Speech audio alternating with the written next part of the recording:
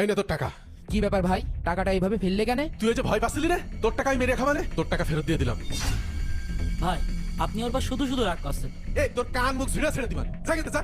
ভাই আমরাও কিন্তু হাত পকেটে নিয়ে আসিনি, আমরাও গায়ে হাত তুলে দিবানে। এই কি করবি রে, কি করবি তুই? তোর একদম ভাই থামো। এই রে ভাই আমার জন্য বসে রয়েছে, ভাই যে কি কবে নে। আইসিস এই নাও ভাই তোমার 50,000 টাকা, গুইনে নাও। ঠিকঠাক আছে। স্টপ কি করবি?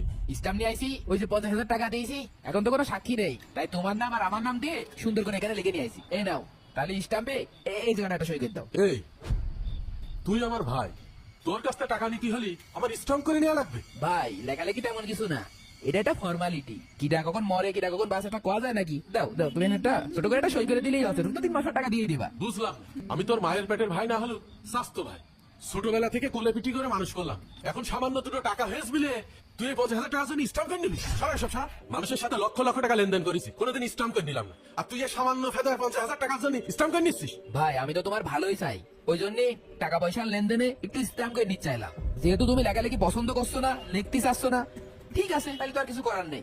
ওই মাসের 25 তারিখের মধ্যে যেহেতু টাকাটা দিতে চাইলে, তাহলে ওই তারিখের মধ্যে দিয়ে নে। তাহলে আমি গেলাম। ঠিক আছে।